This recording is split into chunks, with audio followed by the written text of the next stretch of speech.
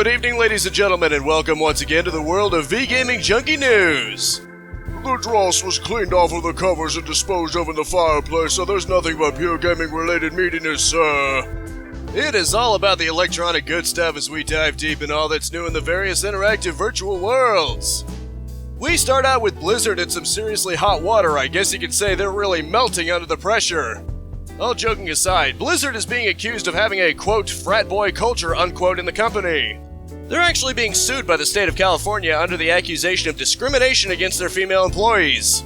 How much teeth it has to it I can't say for sure, but it's a really bad look when their president, J. Allen Brack, has stepped down in the face of it.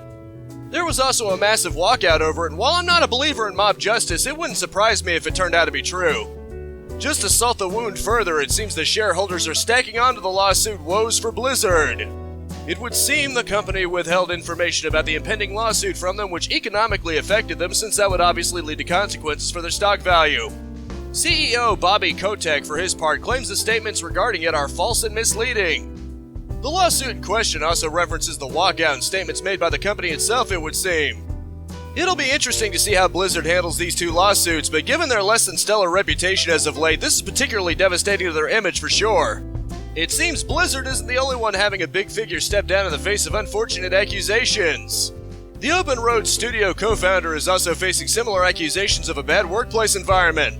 Steve Gaynor was the creative lead before he was forced to step down, and the company made a statement of transparency, autonomy, and trust. While these are just accusations, it should be noted that 12 out of 15 employees that left the company cited Gaynor's behavior as the main reason. According to Game Informer, several women in leadership roles were, and I quote, overly micromanaged, made fun of, and mischaracterized. It's hard to say if the accusations are true or not, whether male co-workers face the same treatment, and I believe in innocent until proven guilty rather than mob rule, but I will say that 12 different people saying the same thing paints a grim picture. Still, we shall have to see what comes of it. Okay, let's get away from the bad workplace stories for a minute and talk about dirty no-good cheaters instead. Bungie and Ubisoft have apparently paired up, but not to make a collaborative game together. It's a real shame because I would have loved to see a mashup of Halo and Splinter Cell. Nope, instead they're cracking down on people selling cheat methods. It seems both Rainbow Six Siege and Destiny 2 are plagued with things like aimbots and radar cheats and the like designed to give some people a huge advantage. You've got people selling the methods like virtual back alley trenchcoat dealers. Thus, the two companies are taking them to task, alleging a loss in business reputation and the game's experience. Cheating in an online game is already scummy, but charging people for the privilege is just savagery. We are a civilized society and we should be above such asinine things. And so 6 US states have banned gaming computers. Did I catch your attention? I can't believe I've sunk into clickbaiting news segments. You're already here, so what's the point? Anyway, it's not quite as simple as that. In California, Colorado, Hawaii, Oregon, Vermont, or Washington, you can't purchase certain Alienware computers. Yep, those guys are still very much around.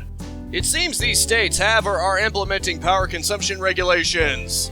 As you may very well expect from the Alienware brand, these computers in question exceed that regulation. As a result, they can't ship to those states. Talk about a power trip when they're controlling your power usage.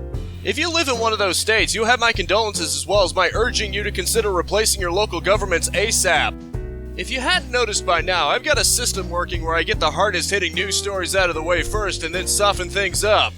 I figured that way it ends on a relatively lighthearted note.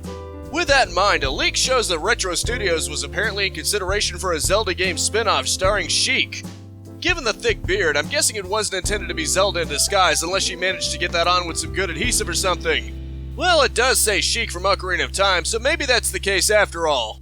It was apparently going to be an action RPG and, quote, 10 times weirder than your typical Zelda game. It would be pretty interesting to see such a thing in the 7-year gap, sort of like a Zelda version of Half-Life Alyx. Hopefully this theoretical game wouldn't have required a VR headset. Always an interesting part of gaming history, though. And speaking of Valve, apparently they're making the Steam Dock newbie-friendly. This is a huge affront to the PC master race. Clearly we're full of hardcore gatekeepers who won't allow any newcomers. You had better read a 100-page manual before you can even get to the main page, otherwise it's just too casual baby-friendly for my liking. Now that everyone is furiously commenting, I'll point out that I'm obviously joking. On a serious note, I'm all for it. You know, as long as you still have the options to dig into its guts if you want to. I don't want Apple's brand of user-friendly where you're just not allowed any access at all, you know, for your own good. Make it easy to get into for casual users, but also have the options there for power users. In this case, make it less like iOS and more like Android.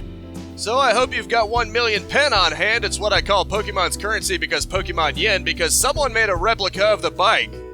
That's right, the OG Pokemon's bicycle that cost a whopping 1 million has been recreated in all of its slick glory.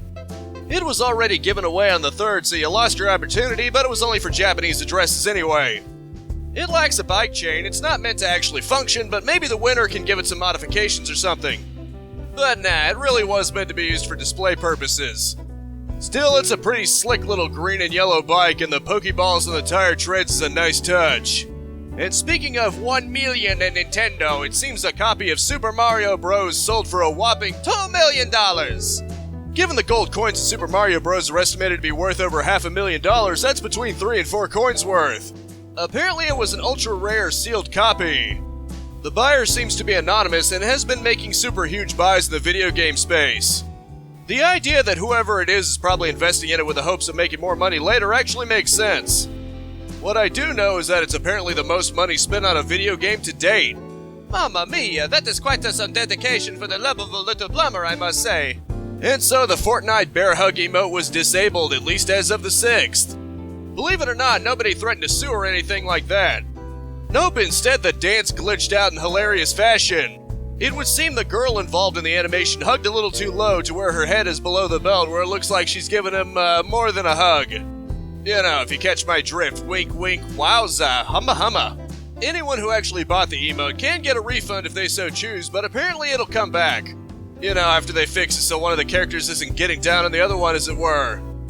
This is quite a silly little tale, so it's perfect to finish off the main news stories with. And as always, from the page of Games Radar, it's time for the latest batch of release dates fresh out of the oven. Starting out on the 9th is Glyph for PC. The 10th sees Godfall for PS4 and Lawn Mowing Simulator for PC and Series X. The 11th has Glitch Punk for PC. The 12th sees Foreclosed for Everything You Love, in addition to Google Stadia, Naraka Blade Point for PC, and OCO also for PC. The 13th has Hades for Xbox, PoW Patrol Adventure City Calls for the Old Band of 4, and Shadowverse Champions Battle for Switch. The 17th sees Greek Memories of Azure for the two newbies as well as PC and Switch, Humankind for PC and Stadia as well as Pile Up Box by Box for PS4, X1, and Switch. The 18th just has Out of Line for Switch. The 19th has Monster Harvest for the Old Band of 4, Rims Racing for the major platforms new and old, and 12 minutes for PC and X1. Finally, the 20th has Ghost of Tsushima Director's Cut for PS4 and PS5, as well as Madden 22 for PC, PlayStation, and Xbox. This week's epic freebie until next Thursday is A Plague Tale: Innocence. This is definitely the highlight, a story about two brothers in a dystopian world. The second one is Mean Eat, an indie action-adventure that's apparently played in 60-second chunks, or a minute. The freebie from the 12th through the 19th is Rebel Galaxy. It was given out before, but here's your chance if you missed it before. I should also mention that if you've got Amazon Prime, you can claim Battlefield 5, among others, for free during the month of August. If you actually want to anyway, but you can't really argue with free. And as always, that rounds out this news week. I truly hope you all enjoyed and were well enough informed. As always, I Let's Play every single day, 10 a.m. and 2 p.m, livestream Mondays and Fridays unless otherwise specified at 4:30 p.m, and I swap between game reviews and game news videos Sunday at 6 p.m. That's Eastern Standard Time, of course, but you can always subscribe and tell that bell icon for thee if you don't want to have to worry about keeping track of time zones. A like is always appreciated for the YouTube algorithms, but I just hope you genuinely enjoyed yourself. And that is it for now. Thank you so much for tuning in with me. Spread this video around like the apple seeds from Johnny, and I will see you next time. Capitalize on life, peace out, have a good one, and I will see you next week.